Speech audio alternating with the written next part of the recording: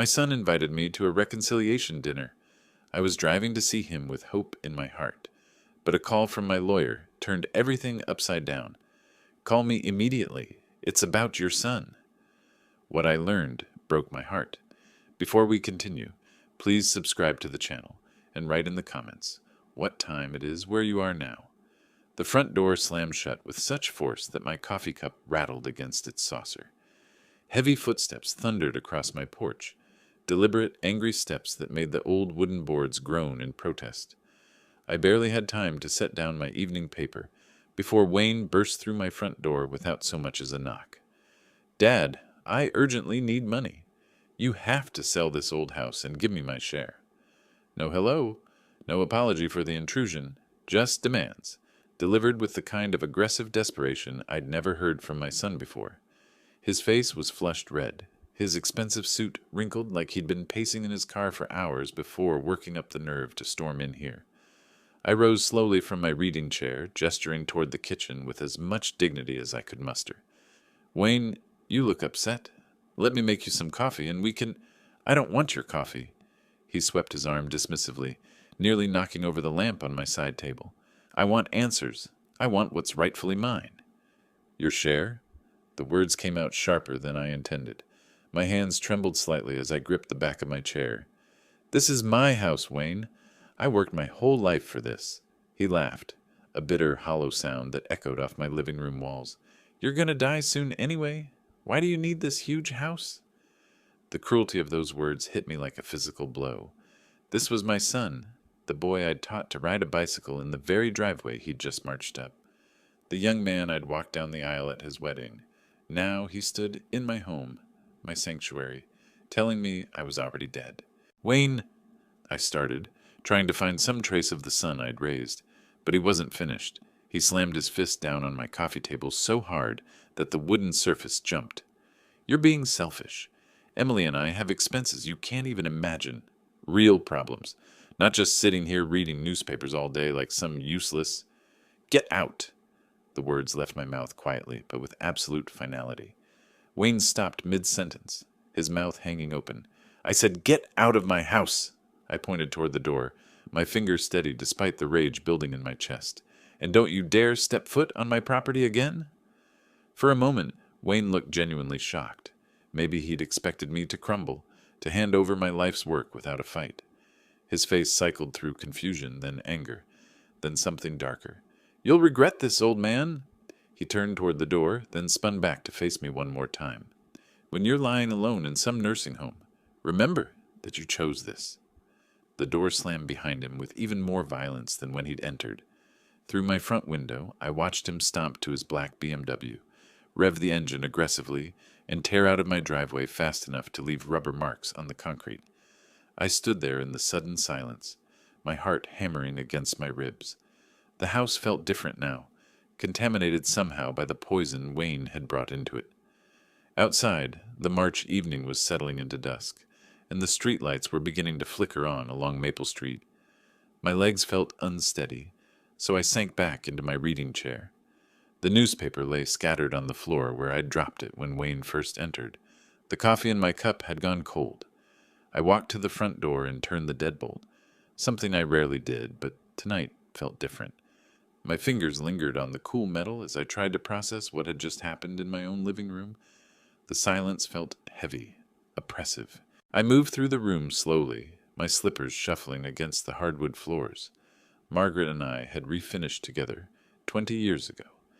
Everything looked the same as it had an hour ago, yet somehow nothing felt familiar anymore. I stopped at the mantel above the fireplace where our family photographs stood in their neat row.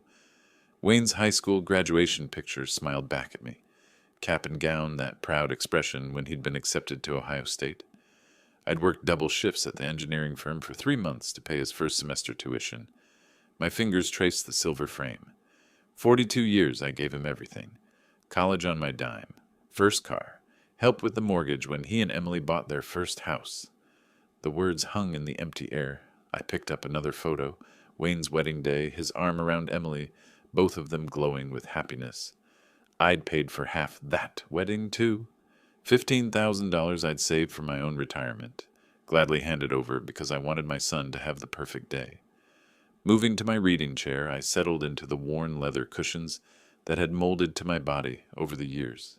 This chair had been Margaret's last Christmas gift to me before the cancer took her. She'd saved up for months, buying it piece by piece on layaway at the furniture store downtown. I reached for the framed photo on the side table.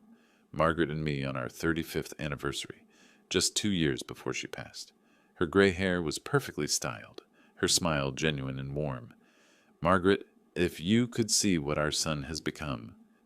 But could she? Had there been signs I'd missed? I tried to remember when Wayne had started changing. Was it after Margaret died? Or had the transformation been so gradual that I'd simply refused to see it? I calculated in my head, a habit from my engineering days. Wayne's college, $68,000 total. His wedding, my $15,000 contribution. The down payment loan for his first house that he'd never paid back, $25,000. The business loan when he'd started his consulting firm, another $30,000. Various emergencies, car repairs, birthday gifts, Christmas presents. The number kept climbing. Over the past 2 decades, I'd given Wayne more than $200,000. Not loans, gifts. Money I'd handed over because he was my son, because I loved him, because I wanted to help him succeed. And tonight, he'd stood in this very room, demanding more. Not asking, demanding. As if my life's work, my home, my security meant nothing compared to whatever financial hole he'd dug for himself. I thought I raised a decent person. Where did I go wrong? The question echoed in my mind as I sat there in the growing darkness. Outside, the neighborhood was settling into its evening routine. I could hear the Hendersons' dog barking 3 houses down, the distant sound of television news from the Patel's place next door. But inside my house there was only silence, and the weight of a betrayal I was still trying to fully comprehend. The grandfather clock in the hallway chimed 8 times. Margaret had inherited that clock from her mother, and it had kept perfect time for 43 years. Reliable, steady, trustworthy. Everything Wayne apparently wasn't. I closed my eyes and let my head fall back against the chair's headrest.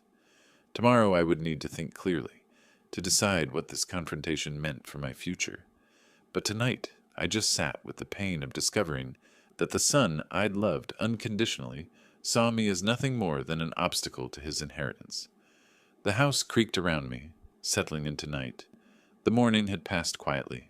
I'd made my usual breakfast, 2 eggs over easy, wheat toast, black coffee, and read the Columbus Dispatch from front to back. The routine helped steady my nerves after yesterday's explosion. I'd even managed to tend to my small herb garden on the back patio, checking on the early spring shoots that were just beginning to emerge. Now I sat at my kitchen table with my afternoon coffee and the crossword puzzle, trying to maintain some sense of normalcy. The house felt peaceful again, the way it should.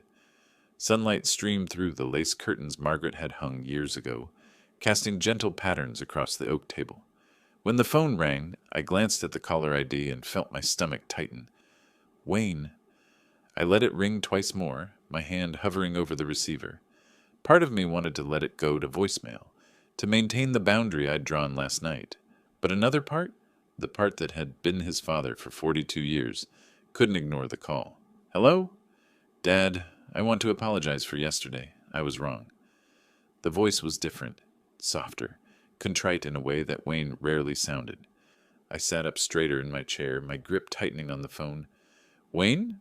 What happened? You never apologize. A pause. When he spoke again, there was something that sounded like genuine shame in his tone. I realized I was acting like a selfish person. The things I said, about you dying, about the house. Dad, I'm ashamed of myself. I stared out the kitchen window at Mrs. Patterson's rose bushes, trying to process this sudden change. In all the years since Wayne had become an adult, I could count on one hand the number of times he'd admitted being wrong about anything. I don't know, son. You said terrible things yesterday. I know I did. His voice cracked slightly. I've been under so much pressure lately, but that's no excuse. You didn't deserve what I put you through. Can we talk over dinner, please? My free hand drummed against the table surface. This felt wrong somehow. Too convenient. Too perfectly timed. But it was also what I'd hoped for during those long hours last night. Some sign that my son still had a conscience buried somewhere beneath his desperation. Wayne, please give me a chance to make it right. The refectory restaurant, today at 7. My treat. Let me show you that I can be the son you raised me to be. The refectory. Wayne knew it was my favorite restaurant, the place Margaret and I had celebrated every anniversary for the last 10 years of her life. He was pulling at every emotional string he could find. But maybe that meant something.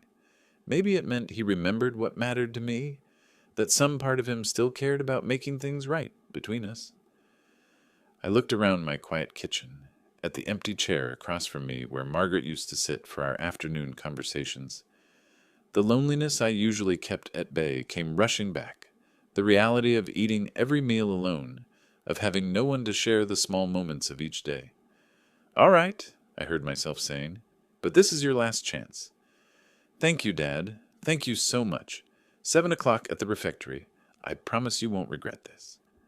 After I hung up, I remained sitting at the kitchen table for a long time. The crossword puzzle lay unfinished beside my now cold coffee. Outside, the afternoon sun continued its slow arc across the sky, but something had shifted in the quiet rhythm of my day. I wanted to believe Wayne's apology was genuine. I wanted to believe that yesterday had been rock bottom for him, and that he was ready to climb back up to being the man I'd tried to raise. But there was a small, persistent voice in the back of my mind that whispered warnings I wasn't quite ready to hear. I stood up and walked to the calendar hanging on the refrigerator. Tuesday, March 11th. I circled the date with a red pen, though I wasn't sure why. Maybe because I sensed that this dinner would be important, one way or another. 4.5 hours until I would learn whether my son had truly found his way back to me, or if this was just another kind of betrayal I hadn't yet imagined. I set down the phone and headed upstairs to get ready, my footsteps echoing in the quiet hallway. Despite Robert's absence of detail, Wayne's apology had sounded genuine, more genuine than anything I'd heard from him in years. Maybe people really could change. Maybe yesterday had been his rock bottom. Standing before the bathroom mirror, I studied my reflection. The man looking back at me appeared older than I remembered, more weathered by recent events. Gray stubble covered my cheeks and chin, making me look tired, defeated. Tonight called for better than that. I lathered the shaving cream carefully, working it into a thick foam. The familiar routine felt meditative, purposeful. Each stroke of the razor removed not just whiskers, but some of the day's tension. This dinner mattered. If Wayne was truly ready to apologize, to make amends for yesterday's cruelty, then I owed it to our relationship to meet him halfway. Moving to my bedroom closet, I considered my options. The navy suit hung next to my charcoal gray, both pressed and ready. I chose the navy. Margaret had always said it brought out my eyes, made me look distinguished rather than just old. If we were starting fresh, I wanted to look my best. The ritual of dressing felt ceremonial. White dress shirt, crisp and starched the way I'd learned to do in the Army 50 years ago.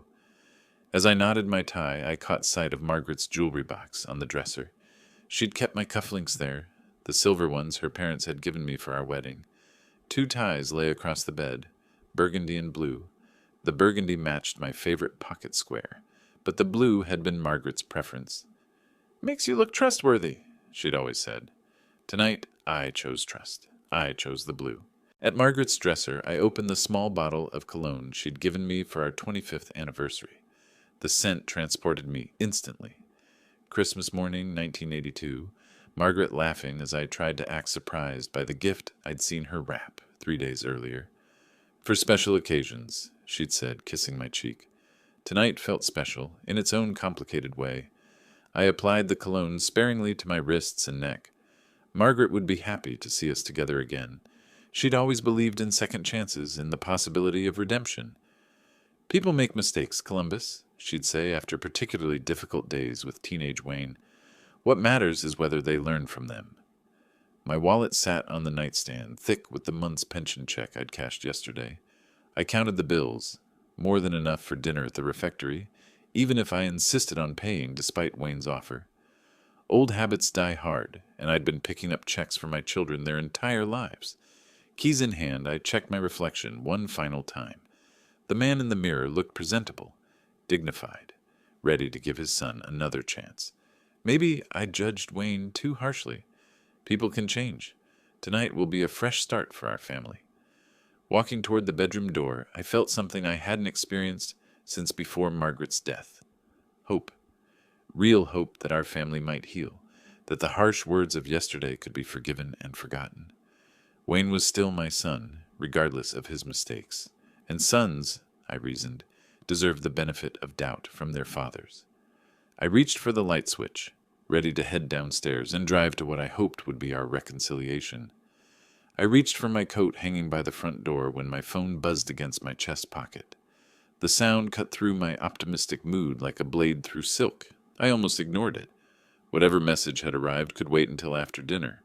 But something made me pause, my hand halfway to the coat sleeve. The notification showed a text from Robert. "Call me urgently." My fingers suddenly felt clumsy as I dialed his number. Robert never used exclamation marks, never sent urgent messages unless something was seriously wrong. The phone rang once, twice, then his familiar voice answered. "Robert, what happened? Why so urgent?" "Columbus, your son Wayne, called my office today. He was asking about your will." The words hit me like cold water. I leaned against the hallway wall, my carefully knotted blue tie suddenly feeling too tight around my neck. What exactly did he want to know? He asked if all property goes to him or if there's a share for Loretta. Then Robert paused, and I could hear him choosing his words carefully. Then he inquired about contesting the will. Contest it? But why? My voice sounded strange in my own ears, hollow and distant. Through the front window I could see the Hendersons walking their dog, the same evening routine they'd followed for 15 years. Everything outside looked normal, peaceful, while my world tilted sideways. "Columbus, I suspect Wayne is planning something bad. Be careful tonight." I pressed my free hand against the wall for support. The cologne Margaret had given me suddenly smelled too strong, cloying. "Robert, are you sure? Maybe he just wanted to understand. He asked specifically about your mental competency requirements, about what would happen if someone claimed you weren't of sound mind when you signed the documents." Sound mind. The phrase echoed in my head as pieces began falling into place. Yesterday's explosive demand for money, today's sudden, convenient apology, the dinner invitation to a public place where witnesses could observe my behavior. My reflection stared back at me from the hallway mirror, an old man in a blue tie, dressed for dinner with his son, who might be planning to have him declared incompetent. The hope I'd carried downstairs evaporated, replaced by something cold and hard. "What should I do?" I asked, though part of me already knew the answer. "Don't go. Stay home. Let me handle this legally." But even as Robert spoke, I was shaking my head. Wayne thought he could manipulate me, thought I was just another weak old man ready to be pushed around. He was about to learn otherwise. "No," I said firmly. "I'm going to dinner. But I won't eat or drink anything until I know exactly what he's planning." "Columbus, please." "I've handled worse than my own son, Robert. But thank you for warning me." After hanging up, I stood in the hallway for a long moment, studying my reflection. The man looking back at me was no longer hopeful or naive. This was the Columbus who'd survived Korea, who'd built bridges that still carried traffic 40 years later, who'd buried his beloved wife and kept going. Wayne wanted to play games with his father's legacy? Fine. But he was about... Maybe Robert is wrong? Maybe Wayne just wanted to know his inheritance rights? The light turned green and I accelerated slowly, staying in the right lane. A young woman in a red sports car passed me, probably thinking I was just another cautious old driver. She wasn't wrong, but tonight my caution had a different purpose. No, after yesterday's fight, it all makes sense, but I can't believe my son would... Another red light. A homeless man stood at the corner with a cardboard sign, and I found myself wondering what had led him to that intersection. Bad decisions, bad luck, family betrayal. I reached into my wallet and handed him a $5 bill when he approached my window. He thanked me with genuine warmth, then moved on to the next car. At least someone would benefit from my evening preparations. I continued driving, my grip tightening on the steering wheel. The familiar landmarks of Columbus passed by. The convenience store where I bought my morning newspaper, the pharmacy where I picked up my heart medication, the barber shop where I'd been getting haircuts for 30 years. This was my city, my life, my routine. Wayne thought he could just swoop in and claim it all. I'll be careful. Won't eat or drink anything until I'm sure of his intentions. The decision felt solid, logical. Wayne might be planning something, but he was dealing with a man who'd spent his career calculating load-bearing capacities and stress tolerances. I could handle whatever scheme my son had devised. As I turned onto East Broad Street, the refectory's distinctive sign came into view. The restaurant sat in a converted church, its Gothic architecture both beautiful and somehow ominous in the gathering dusk. Margaret and I had celebrated so many anniversaries there, back when I believed family meant something sacred and permanent. Traffic slowed as I approached the restaurant district. Office workers were heading home. Couples were arriving for dinner dates. Families were gathering for Tuesday evening meals. Normal people doing normal things, unaware that somewhere among them a father was driving to confront his son's betrayal. I signaled for the turn into the restaurant's parking lot, my pulse steady despite everything. Whatever Wayne had planned, whatever trap he thought he was setting, I would be ready. The naive father who dressed hopefully in his bedroom mirror was gone. In his place sat a man who'd learned, perhaps too late, that trust was a luxury he could no longer afford, but I would still be his father, even if he'd forgotten how to be my son. I parked in the restaurant's lot and sat for a moment, watching other diners walk toward the entrance. Normal families, normal couples, normal people who didn't suspect their loved ones might be plotting against them. The Gothic architecture of the converted church looked welcoming in the soft evening light, its stained glass windows glowing warmly. Wayne and Emily were waiting just inside the entrance, their faces lighting up with what seemed like genuine joy when they spotted me. Wayne rushed forward with open arms, pulling me into an embrace that felt completely different from his aggressive stance 2 days ago.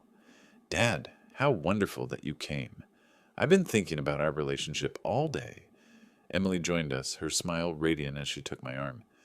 "Mr. Lane, you look fantastic. Wayne told me how much he regrets yesterday." Their enthusiasm felt overwhelming, almost theatrical. But standing there in their warm embrace, surrounded by the gentle murmur of other diners and the soft classical music, Robert's warnings seemed paranoid and distant. "I want things to be good between us too, son." Wayne guided us to a window table he'd apparently reserved, one with a view of the downtown skyline twinkling in the gathering darkness. Emily helped me with my chair, fussing over my comfort like she'd never done before. The waitress appeared immediately, as if summoned. "We took the liberty of ordering wine," Wayne announced, gesturing to the bottle of Cabernet already breathing on the table. "Your favorite vintage from when Margaret was alive." Emily filled my glass with practiced grace, her movements smooth and deliberate. "This will be perfect for our reconciliation toast." I raised my glass, feeling genuinely touched by their attention to detail. They'd remembered Margaret's favorite wine, chosen our old anniversary table by the window. Maybe I'd been too quick to judge Wayne's motives. "To family," Wayne said solemnly, his eyes meeting mine. "To second chances." "To forgiveness," Emily added, her voice warm with apparent sincerity.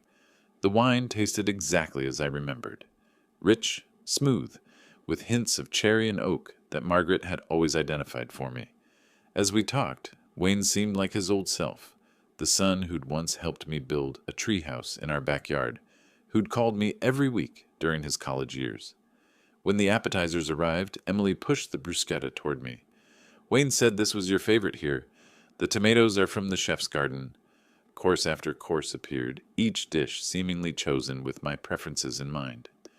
Wayne carved the prime rib himself, placing the choicest cuts on my plate. Emily kept my wine glass filled, attentive to every empty bite. "Try this steak, Dad. The chef is a friend of mine, prepared it specially for you." The meat was perfectly seasoned, tender enough to cut with a fork. Wayne watched me eat with satisfaction, his face glowing with what looked like paternal pride in reverse. "And this sauce is incredible. The restaurant's recipe," Emily added, spooning more of the rich, herb-laden sauce over my portions. Throughout the meal, they shared memories I'd forgotten. Family vacations, Christmas mornings, moments when Wayne had been the loving son I'd always believed him to be. Emily told stories about their marriage, their hopes for children, their desire to be closer to me in my later years. By dessert, the wine and their warmth had completely dissolved my earlier suspicions. This was my family, flawed but loving, trying to heal the wounds we'd inflicted on each other. Robert's warnings seemed like the paranoid concerns of a man who dealt with too many divorces and family disputes. Wayne paid the check with a flourish, waving away my attempts to contribute. "Tonight's my treat, Dad. My apology."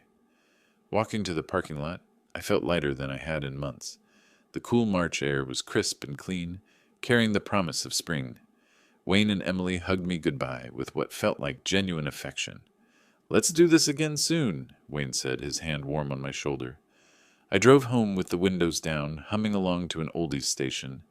The drive home had been pleasant, filled with thoughts of reconciliation and hope for our family's future. I'd even stopped at the corner store to buy Wayne's favorite coffee, thinking I might invite him for breakfast later in the week.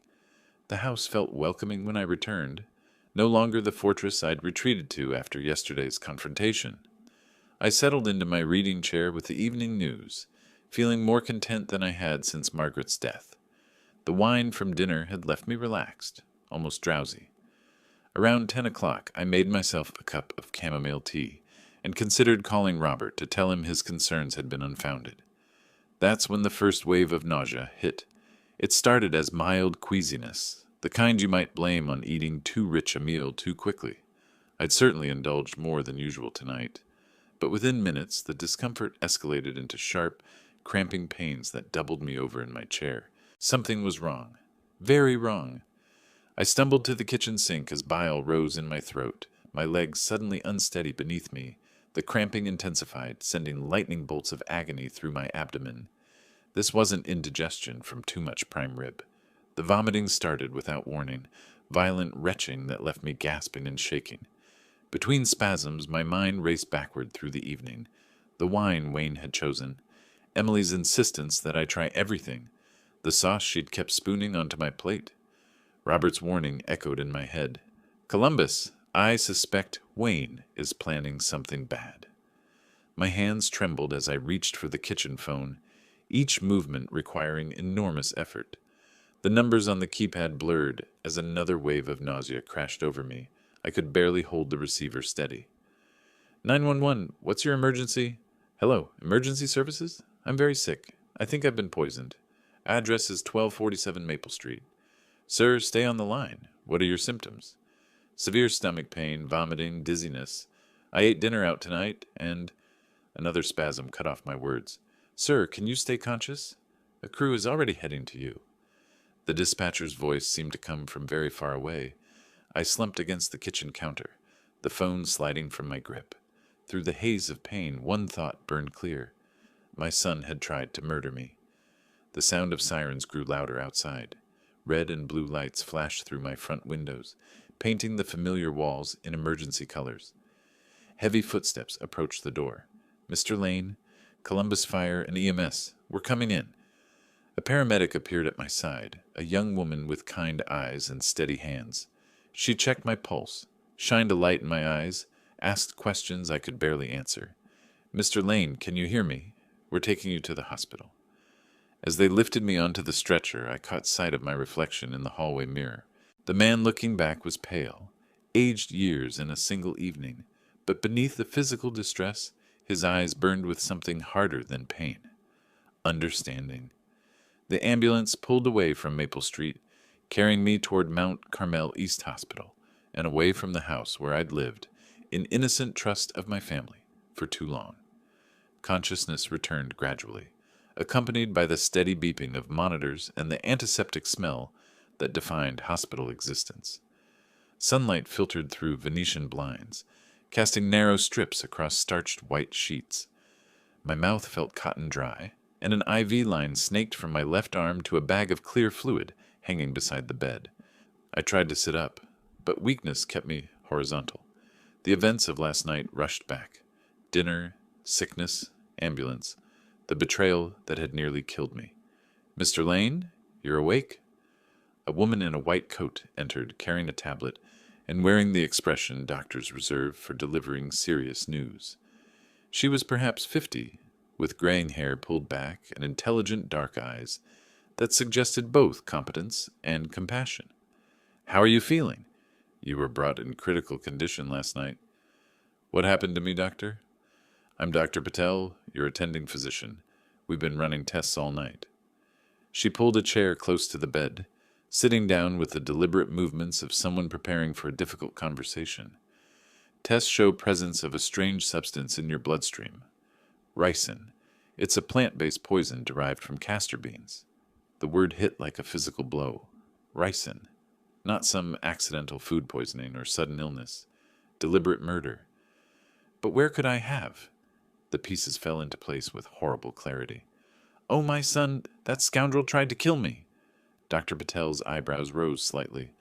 "Mr. Lane, if you suspect intentional poisoning, you need to contact police immediately. This is a criminal matter." Ricin. I'd read about it in engineering journals years ago, case studies of industrial accidents. Highly toxic, difficult to detect, nearly impossible to treat once symptoms appeared. Wayne had done his research. "How bad is it, doctor?" "You were fortunate. The amount in your system suggests someone wanted to make you very sick, possibly fatally so, but you received treatment quickly. With supportive care, most ricin poisoning victims recover fully." Most victims. The words carried ominous implications about the minority who didn't survive. Dr. Patel continued with clinical precision. "Ricin typically takes several hours to manifest symptoms, which matches your timeline. Initial treatment involves removing the poison from your system and managing symptoms. There's no specific antidote." I closed my eyes, trying to process the magnitude of Wayne's betrayal. Yesterday I'd been a father hoping for reconciliation with his troubled son. Today I was a murder victim who'd survived by luck and quick medical intervention. "The police will need to collect evidence. Your medical records, details about where and when you believe exposure occurred." Evidence. The restaurant, the specially prepared meal, Wayne's insistence that I try everything, Emily's careful attention to my wine glass, their coordinated performance of loving family members welcoming Dad back into the fold. "How long before I can leave?" "Another day or two for observation. We need to monitor your kidney function and ensure all traces of the toxin are eliminated." After Dr. Patel left, I stared at the ceiling tiles and contemplated the new reality. My son, the boy I'd taught to throw a baseball, whose college education I'd funded, whose wedding I'd helped pay for, had tried to murder me for my inheritance. The family I'd grieved for, hoped to reconcile with, no longer existed.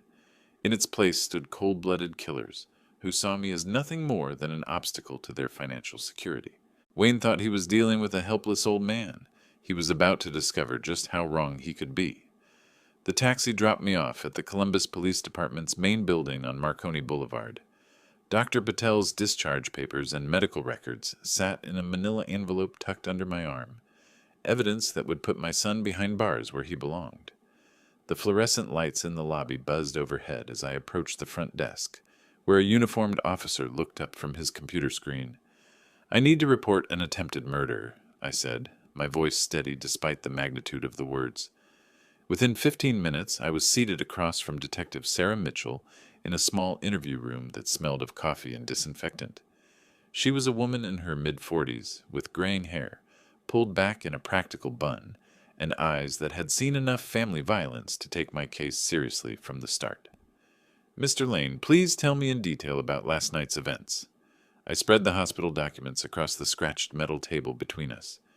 The toxicology report showed ricin levels that could have killed a younger man or an older one who hadn't received treatment quickly enough. My son Wayne invited me to dinner after a fight we'd had Monday. Now I understand it was a trap. Detective Mitchell studied the medical records, making notes in a leather-bound pad. Her expression remained professional, but I could see the concern growing in her eyes as she absorbed the details of what Wayne had done. "Are you certain the poisoning occurred at the restaurant?" "Absolutely. Wayne insisted I eat that specific dish and drink that wine. His wife Emily kept refilling my glass, pushing different foods toward me all evening." I walked her through the entire sequence of events: Monday's explosive confrontation, Robert's warning about Wayne's suspicious legal inquiries, Tuesday's manipulative dinner invitation, and the carefully orchestrated meal that had nearly killed me. The ricin was probably in the sauce, I explained, remembering Emily's insistence that I try more of the special preparation. Or the wine. They worked together, made sure I consumed enough to do the job. Detective Mitchell leaned back in her chair, tapping her pen against the notepad. Mr. Lane, this appears to be a clear case of attempted murder, with premeditation. We'll need to arrest your son and his wife for questioning. The words sent a surge of satisfaction through me. Justice. Finally, justice.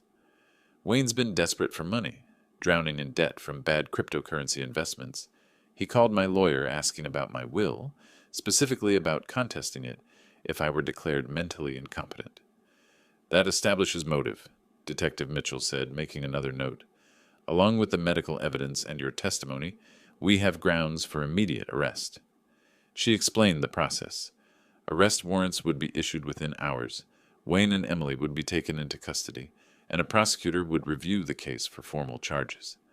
As a primary witness, I would need to testify at trial if the case proceeded that far. Detective, they thought they were dealing with a helpless old man they could manipulate and then murder. They miscalculated. By 4 o'clock, Detective Mitchell had recorded my complete statement and logged all the medical evidence. She walked me to the lobby, shaking my hand firmly at the door. Mr. Lane, we take attempted murder very seriously, especially when it involves family members targeting elderly relatives.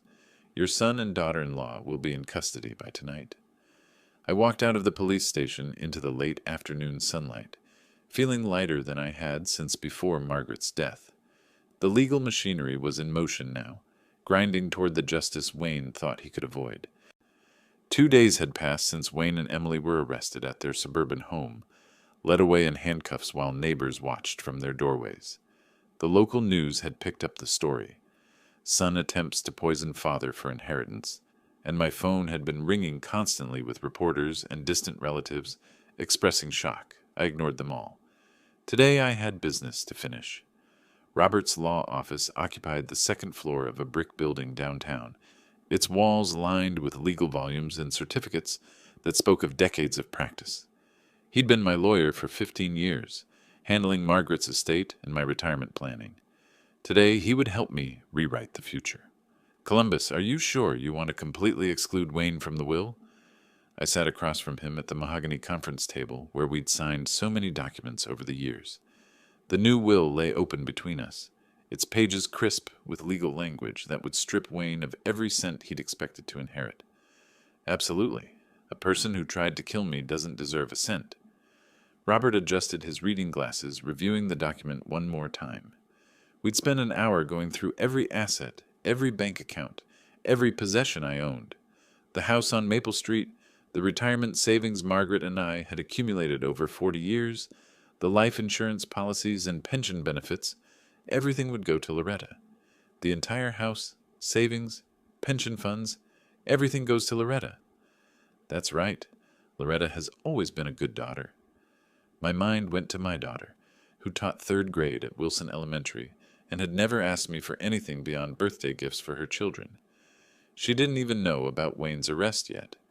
I decided to wait until after the trial to explain everything. The shock would be devastating enough without the added burden of suddenly becoming wealthy. Robert leaned back in his leather chair, studying me with the careful attention he'd always given to important matters. Wayne might try to contest the will in court. Let him try. I have evidence of his crime. The attempted murder charge would be Wayne's biggest obstacle in any legal challenge. No court would award inheritance to someone who'd tried to kill the testator for that very money.